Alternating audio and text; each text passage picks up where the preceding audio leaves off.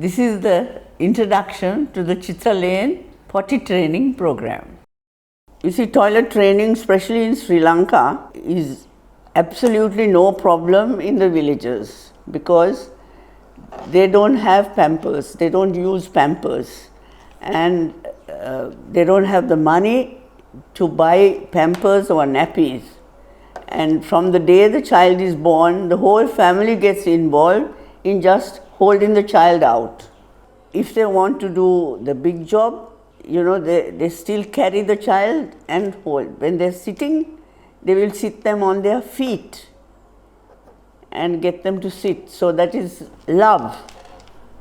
Whereas we go and put them on a whole seat in a toilet and the child gets a shock in the first time and they find it very, very difficult. Pampers is our biggest problem because Pampers is a walking toilet. What we say is, when the child is at home, please do not use a pamper. When the child is at home, just let him be, let him wet here, there and everywhere, and don't make a noise.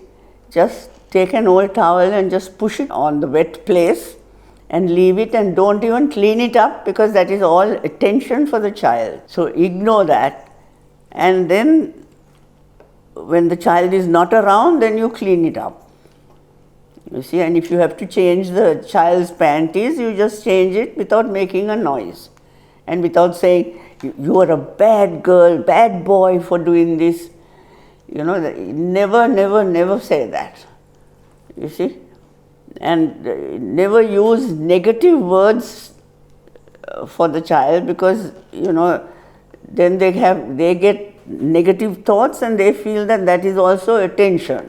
What I do is basically, when I tell the parents when they are at home and they are not in Pampers, every 2 hours hold a potty. They will, pass urine, because urine is the first step, is to pass urine.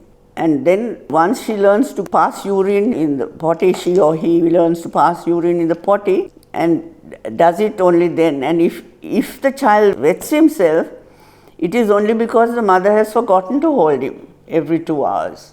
Sometimes they go every 1 hour, that all depends on the child. So the mother should know the child better than anybody. So then you hold them every hour. Once they start using the potty, then you take the potty closer to the toilet, not inside the toilet, but as close as possible. Now say if you're in the hall here and the toilet is here and the child is here, you stand here and hold the potty and ask the child to come.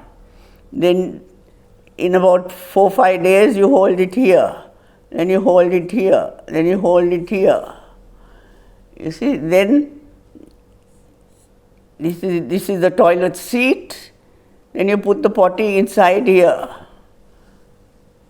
and then get them to do it. You see, then for doing the big job, very often there are kids who have a particular corner that they go and they wait there, or they want a nappy. They want a pamper. They want a pamper, so you put the pamper and let them do that, right?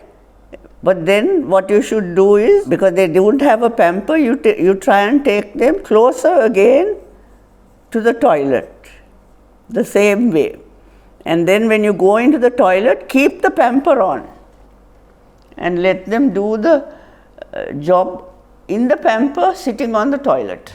Then there are some children who will have a tree or something and they go and pass urine on there. So what you do is you take a potty and leave a potty there or a bucket and let them do it in that. Then you slowly move the bucket closer to the house and the same way into the toilet. It's always good to start where the child is doing his job because that is his security spot, and you are moving the security spot closer to the toilet and into the toilet. The problem is that children get used to wearing pampers when they go out. It's not the child who is getting used to it. It is the parent, who is mother especially, who is scared that the child will mess up outside and then it's like a disgrace for her. She puts the child in a pamper. Now I know that I had family who had a little boy who had this problem, and he always wanted a pamper. So then I said, get rid of the pamper. So in the house he was fine without the pamper. He still kept asking for a pamper and wouldn't go without a pamper. So then I thought it's very funny. So then I asked the mother, I said, have you got any pampers anywhere in the house? No, I haven't got any pampers in the house, but I have a pamper in my handbag. So the child knew that he was asking for that because that is his security. And I mean, it's not easy for them, because it's really getting something out of your system, away from your system. It's like getting part of you out. It's a very psychological thing. They need that security. And that is why the village style of keeping them on the feet and going out is the best, because they have the mother's security all the time. They hold the child either under the arm or around the waist. So they are really more or less hugging the child. You know that the child doesn't need the pamper because the child is not demanding the pamper anymore. Discourage him from asking for the pamper and say, now come, use this.